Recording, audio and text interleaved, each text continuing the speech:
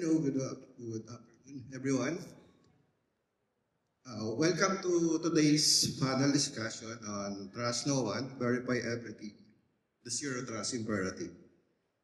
As cyber threats grow more sophisticated, the Zero Trust Framework emerges as a critical or crucial strategy, advocating for the principle that no entity, whether inside or outside the network, should be trusted by default. Our discussion will explore the practical applications of zero trust as a key components in our defense against digital threats. We have a distinguished panel of experts ready to share their knowledge and experiences. I encourage all participants to engage actively and reflect the insights shared. The journey to a zero trust framework requires commitment, continuous adaptation, and a holistic approach to security. Thank you for joining us. Let's learn, engage, and build a secure, resilient digital future together. All right, let's get it on. Okay, guys, I would like to start first with more on strategic approach. So I would like to start with Sergio. The term zero trust has been around for decades, but its practical application is evolving rapidly. What are the most significant shifts you're seeing in the field, and how is the focus extending beyond traditional security concerns to encompass operational efficiency? Hello. Yes. So I think in terms of the shift, it's more on the uh, changes when we talk about zero trust, because zero trust is all about verifying everything from a human perspective to technology that you're going to integrate within the system should be verified and authenticated, right, before you integrate in such system. From there, the drastic changes would be more on the management of credentials or identity within the system, like IAM. That will change moving forward, and as well as the third-party risk management that will impact this the zero trust because of the third-party supply chain attack. So if we're talking about zero trust, it's a broader aspect of concern, right? Who's accessing the system? Who has the access of the data and information? Who process those information as well? So it's getting on the end-to-end requirements before we implement the zero trust. Yep. Thank you, Sir John, for this strategy. I will jump to Sir Elizalde. As a founding chairman of the Cybersecurity Society of the Philippines, what are the most prevalent misconceptions or evolving trends you're observing in the adoption of zero trust frameworks? Okay, that's a good question. Usually, when we talk about zero trust, one of the misconceptions that they think zero trust is just a product or just a technology, rather than thinking about it as a strategic framework.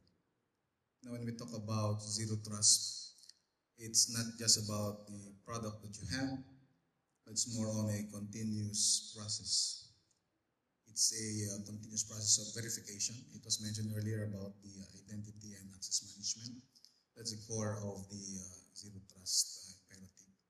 Of course, another one is there might be some people that will be thinking that this zero trust, it only applies to big or large enterprises. But the truth of the matter is, everyone, we are at risk in cyberspace. So, including the micro, small, and medium enterprises, they should also venture into this. And of course, some people might also think that zero trust is just a one-time deployment, and then after that, they will now relax. You know, especially in the government sector, we tend to look for a one-time solution to our challenges, and we tend to rely on what people will say about zero trust, and then we will clamor that, okay, we want zero trust technology as well. We want to implement it in our unit organization. But at the end of the day, that's one of the misconceptions that others are thinking. And then you're mentioning about the second question is about the trends. Is that about trends or? The adoption. Alright.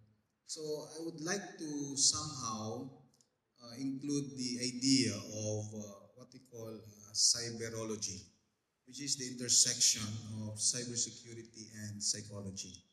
You know, because we have heard so many things about human factor, and of course, Sir Ed mentioned that we should not eliminate the human factor. Thank you, sir, for mentioning that, which is true. And it will boil down to 80-20 rule, that 80 has something to do with the human and 20 only on the technology. So zero trust is not just a one-time off-the-shelf solution, but it's something that is innovative. It needs more additional policies as time goes. So that's my take on that. Yeah, I agree with that. And I learned a new cyberology. Yeah. All right. We'll jump to Sir Jeremy. How has the rise of hybrid work models and the increased usage of cloud-based applications increased the need of a zero trust framework? I think like my colleague mentioned, zero trust is about applying security all the time. There's no access that should be allowed because you are inside of an infrastructure or inside of a building. And because specifically after, the whole pandemic and all this, the way of working changed a lot. Where the applications are sitting changed a lot. You don't have a lot of application on premises now. You have a lot of application in the cloud. How do you continue using the same model, which is more like a perimeter defense model, when you have people distributed everywhere and application distributed anywhere? It actually doesn't work. Some early days implementation of zero trust failed because of that. Because people realize that I have a perimeter defense, so I can only check at that level. Anything outside, I have no control, I have no visibility. So that change in hybrid cloud, in hybrid work, is pushing the zero trust concept very fast into implementation with a different model. And that's why you see that SASE, Secure Access Service Edge, SSE, Security Service Edge, are new architecture that allows you to push the zero trust principles. And you need to rethink your security the same way you started to rethink applications, compute, storage. You can do exactly the same thing with security and also with network. And that's the beauty of this new architecture, that it will allow you to consume security in a very easy way and at the same time being more secure. And I want to come back on what you were saying just now about not only the big organizations, but also the SMB, the smaller organizations. In the past, it was very difficult for them to be able to protect against advanced attacks because it's extremely expensive, it takes a lot of manpower. But when you start to consume this security from a cloud service, when you have something that is highly scalable, then you are finally, at the place where you can do almost what a bank is doing. Even if you are a small business, you reach a level of security that is much higher than what you could have done just by yourself and your traditional perimeter defense. All right. Thank you, Sir Jeremy. I hope everyone picks up the strategic approach of our esteemed panelists. And now I would like to jump now with real-life examples. Sorry, Sir Jeremy, first. Can you share practical examples of how ING Hub Philippines is implementing adaptive MFA to strengthen identity verification and mitigate the risk of user impersonation? Yeah. I can give the overall, the high level. So I just want to avoid on how we internally implement it, right? So that's a critical one, right? So, but in a general, I think one of the headaches that we have, most likely, I think, especially in the bank, is that managing the HPA. What is the HPA? Is the high privilege accounts. right? That's one of the challenges, and I think zero trust can also help out in terms of managing the HPA. The more engineers that you have within the environment, the higher the HPA you have, because they have the capability on the changes on the servers, systems, applications, and so on. Now, the challenge is that in terms of how we do the MFA, 2FA, and so on, is that we determine only what are the critical systems that we need to be accessed, right? And identify those users or end users that what are the system they need to access with a high privilege. And we also need to identify or determine when they need to have the access, a higher access privilege on the system. If you notice, if you're going to audit your system, that all of your engineers has a 365 days HPA access on all the system, then it brings your internal and critical system into higher risk, because you're not managing how many HPAs who can access or work within the environment. And to add to that is the third-party risk, right? Sometimes you have a third party who needs to access your servers to do patching and so on. How do we manage that? Like, do you have a time frame when they do the access, right? How do you monitor it? Sometimes you left the access to your third party for 6 months without noticing it. And then that's the time that your partner is already compromised, the endpoint is already compromised. They have access on your critical system without determining or terminating that access. So I think we need, what we do is more likely on understanding our environment first.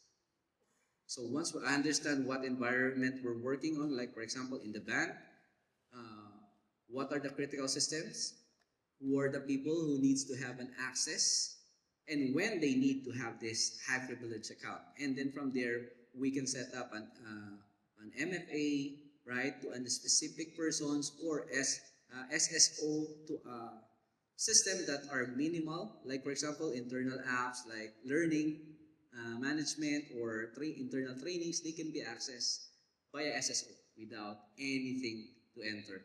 But in terms of accessing critical systems, so sometimes you need to log into the VPN, right? 2FA, use the 2FA as well, or biometrics for you to access those critical systems and determine how long they need to access that system with a high privilege account, right? Anyone, I don't know how many of you is reviewing, how many HPA do you have in your system? Maybe after this you can review that and check.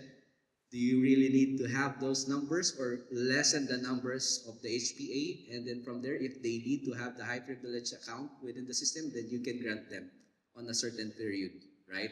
So yeah, I think that's how on the overall aspect, but internally for the ING, I cannot. So yeah, that's the overall, the general. So it's an open, it depends what type of organization do you have, and you can apply what I've shared here in the panel. Thank you so much. All right. Thank you, Sir John. We'll jump to Sir Elizalde. What are some of the most common pitfalls or challenges organizations encounter when implementing Zero Trust? And what are the key lessons learned from real-world deployments? Okay, I'll answer that. At the same time, I'll want to use his answer earlier. I would like to add something. There's what we call Internet of Behavior.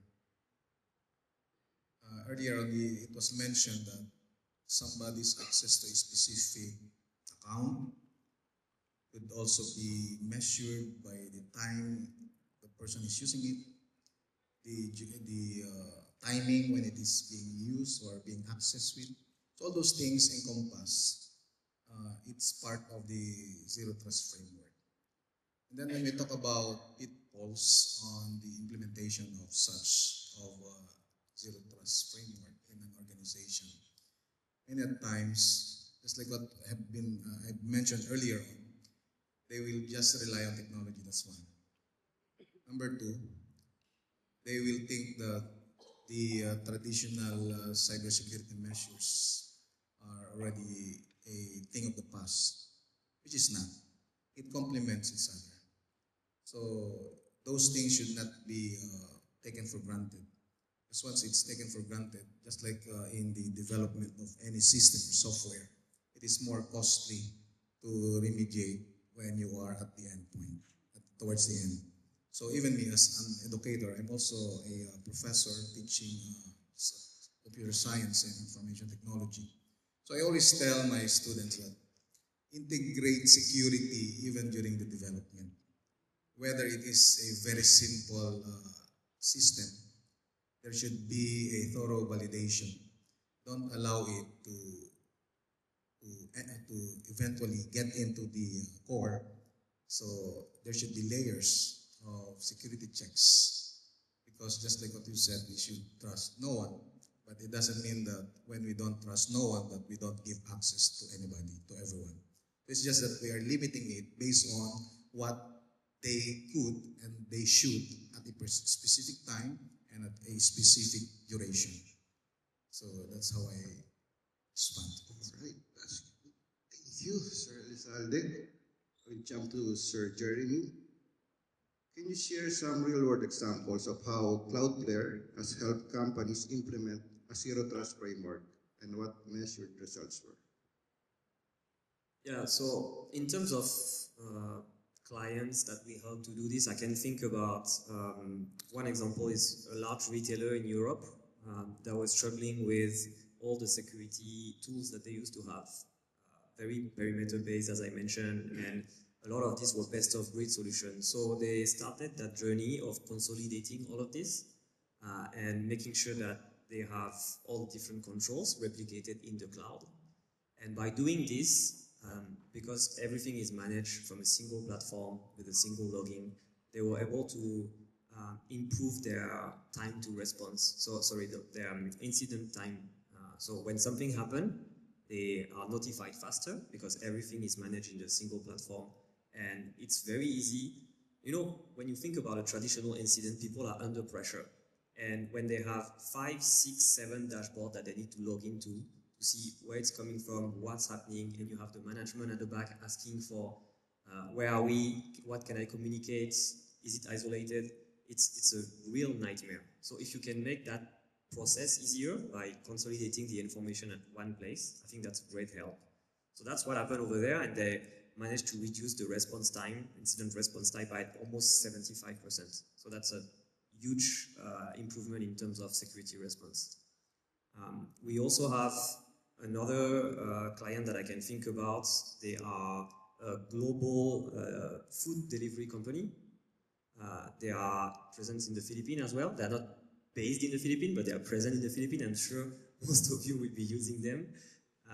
Their struggle was that they have multiple businesses and they work with a lot of partners, so they always have new applications to onboard. And it took them a lot of time to integrate. When you think about a traditional VPN access, when you do M&A acquisition, when you do all these kind of things, it takes a lot of time to give access to these new people to maybe existing application or to onboard new applications. So by going through that model and putting in place like a strong ZTNA solution, Zero Trust Network Access solution, they were able to bring that back to 5 minutes. They can onboard today a new application in 5 minutes. Why? Because we put that layer of abstraction on top of IP addresses, subnets, all of that. We think about identity and we think about application. And it becomes a very simple matrix on who are you and what type of apps can you access or do you have access to. That's what makes it very, very easy on the management, from the day-to-day management perspective, and also during incidents. Thank you, Sir Jeremy. I just like to add that zero trust are everywhere. For example, zero trust, we can experience it is also at home, but we didn't know. Because my wife keeps on asking me the same question every day, why I'm going home late. So that's part of zero trust. Okay, I have last set of questions. Sorry, guys. These are the takeaways and actionable steps. I will jump to Sir Elizalde now. For organizations looking to begin their zero trust journey, what are the essential prerequisites and foundational steps they should prioritize? I think many of us already knew this. Just like what you have asked, it's a journey, so it should be backed by the top level management. Without the backing of the top level management, this thing will not progress much. Then, of course, since it's a journey, we keep on continuously improving. The policies that we have at the onset should not remain the same, should evolve a long time. And then, of course, very important, which many are actually complying with it, is the segmentation of network, micro segmentation, so that there will be no further horizontal attacks. And more so, very crucial is that we have to focus also on the human side. I have an acronym for SAVE. S stands for stop. Earlier it was mentioned that if you are not so sure, stop. And then A is for, what's A again? Anyway, I'll go back to A. And then ask. And then V is verify. And then E, engage. So if you put those things in context, especially on the human aspect, which is earlier I mentioned about the 80-20 rule, humans are the most crucial factor in this zero trust imperative. So I think that's all for now. And because this is the last time I will be speaking, right? Except if somebody will be asking questions. I am the incumbent chairman and president of the Cybersecurity Society of the Philippines, and we are encouraging you to join us. You have your own corporate social responsibilities. You can assist us or you could partner with us because currently we are moving from one school, universities, and colleges. We have a roadshow. Actually, we are telling them that part of the things that we're mentioning is the zero trust framework and imperative. And of course, cybersecurity in a nutshell. And apart from that, we also talk about cyber safety. So if you could assist us, then might as well join force with us because that is the advocacy of this organization. Thank you. Thank you, Sir Elizalde. I'm in that one. You know, I'm teaching at De La Salle College of St. Benito. I'll be visiting. All right, Sir Jan.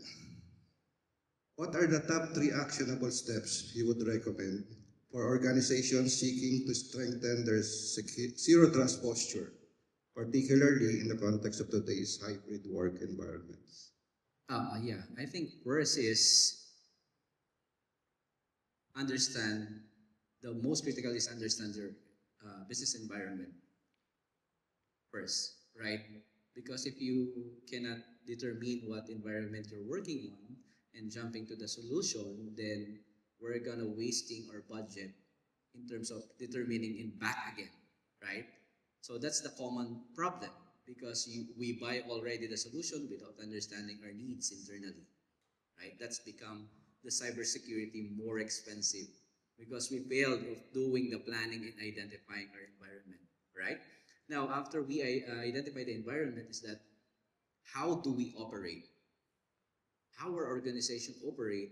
Then from there, design all the required access requirements and policies should be inputted or created within that operational aspect. So it's more on the people than the process, then the zero trust technology will come from.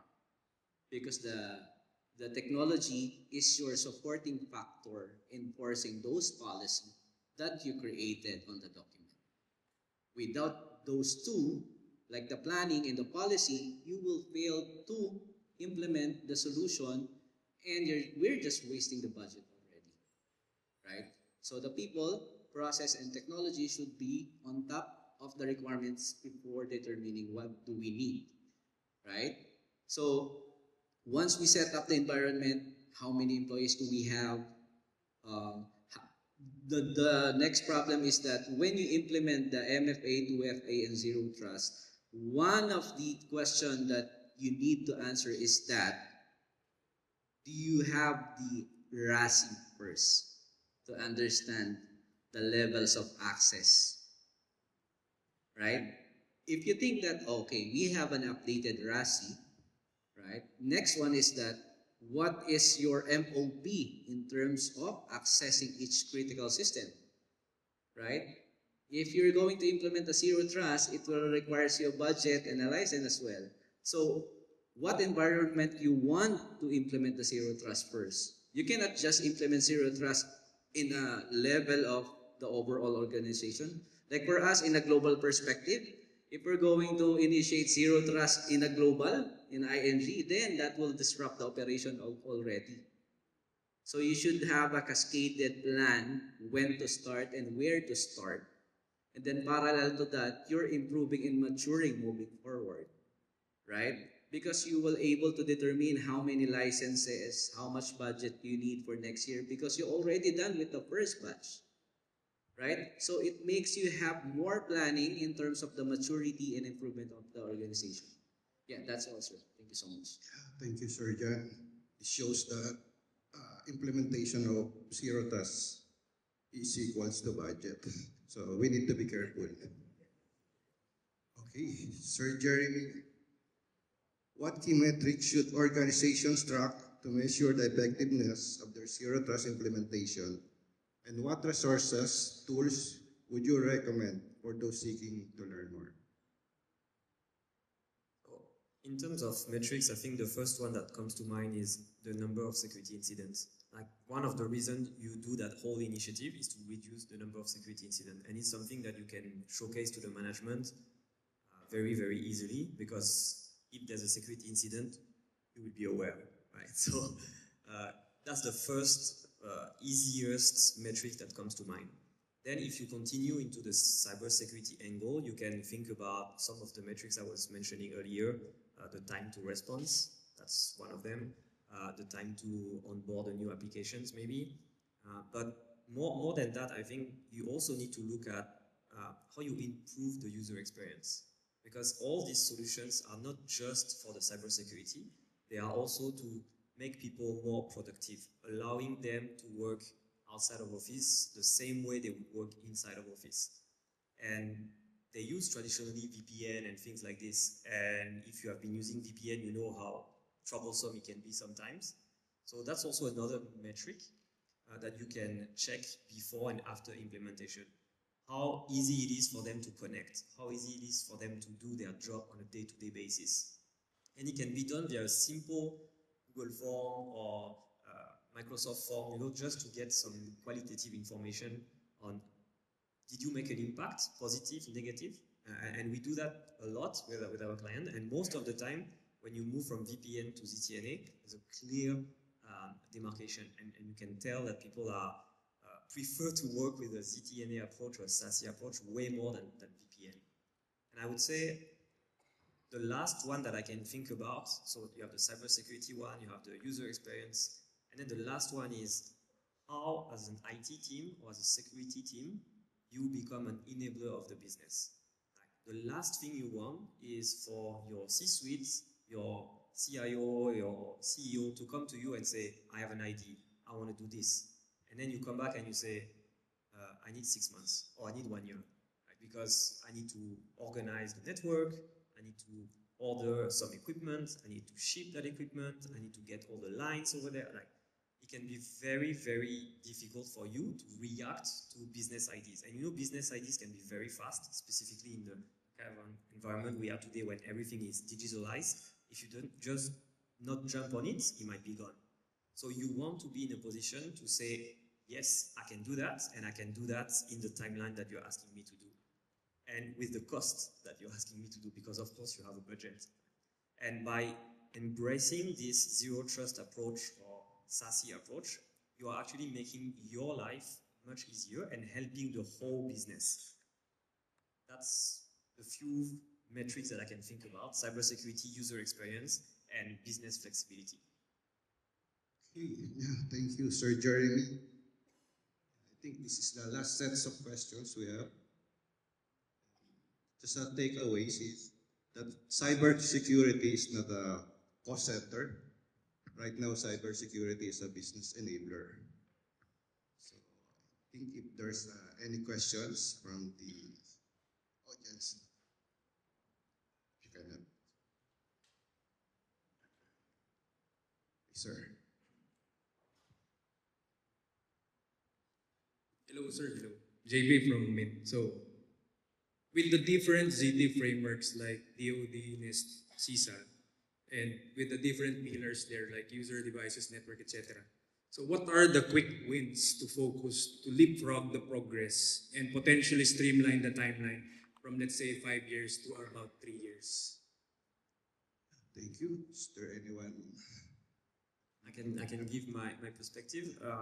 I think we saw many organizations trying to do too much, right? Because you start with an idea and then you start talking internally and people will say, oh yeah, that looks great, let's do this. And then the data team is also involved and say, oh, let's leverage on that initiative to also do DLP and to also do that.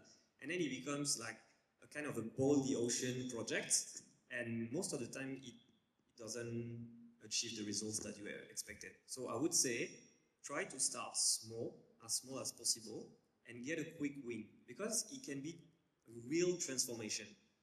And some of these small quick wins that you can try, it could be something very simple, like we were talking about replacing VPN. It could be just this. Or it could be how contractors, how third-party vendors are accessing your environment. How can I make that? Because I'm not touching my employees first, I'm touching someone outside. I learn from that experiment, I create policy, I embrace the zero trust approach, and then I can move to my employees. And after this, then I can see what can I consolidate. Maybe I can consolidate internet security, and if my data team is still, willing to do that, I can start looking at DLP. And then I start to consolidate slowly. When you talk about 5 years, yeah, I mean, that's a long-term vision, but we saw like the kind of results that I was talking about earlier. We saw that in a matter of months. It could be 2 months, 3 months, definitely less than a year. And once you get that quick win and you can go to the management and show the kind of metrics we were talking about, then you unlock the flexibility and the budget to do more. So my advice is, don't try to do too much at the first step. Try to find one quick win that can help your users and your business, and then move from there. Yeah, and then just to add to that, I think the only problem is that we're all, as a business, we collecting a lot of requirements, regulatory standards that we need, right? I think the best way to do that, like for example, if you said 5 years projection plan, you need to identify what is the priority of the business. Prioritization is the key. Now, from that 5 years, what do we need to do first, right? For example, if the first year you're planning to have an ISO 27001 as part of your project for the whole year, and you have PCI DSS or SOX and so on, what is the priority for now? What is the business is being engaged in what they need? Like for example, if some of your project requires you an ISO, then might as well you start the ISO, build that baseline, and then from you build that baseline, then the next year you can work with the PCI. Why is that? Because you can reduce the volume of the work when you work with the PCI, because you just need to integrate your ISO to the PCI requirements, and then it will lessen the work that you do instead of you working on the ground again doing the PCI. So you just need to eliminate different controls that is the same with the PCI, and then work on the controls that you don't already have. So you see the difference in that, and then the technology that you need to also integrate within that process and controls, so you can also divide the budget for the 5 years. That's the problem with most businesses, is that you present the project for the whole 5 years in a 1-year budget. Then we're going to have a problem that the board doesn't want to approve the budget because it's too expensive, right?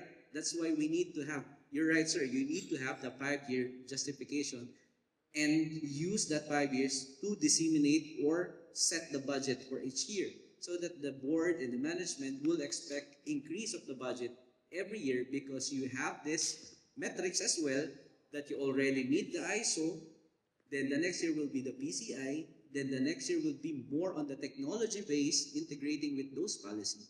So I think it's more on what you can offer and what you can meet the measurement of the investment and the outcome of the investment as well. And then that's the time that the management and the business will see the benefit of the security because it enables and broader the aspect of the business all throughout. Like for example, if you're working in the Philippines and you want to work towards the UK, so you need to understand that do you need to also require to align with GDPR and DORA. So you plan it out. You don't do that this year, right? You need to do it by next year so that you can plan it. So yeah, I think I hope that adds on the additional advice. Thank you so much. Thank you. Thank you. However, if you want me to say something, I would like to mention also what you have mentioned. The policy process, the people should be first prioritized. And then, of course, as usual, you do the asset inventory, the risk inventory, all those things. You cannot just jump into it as easy as what people are conceiving it. So from there, of course, gradually you scale up. Thank you. Thank you. Thank you very much, gentlemen. Can we give them a big round of applause?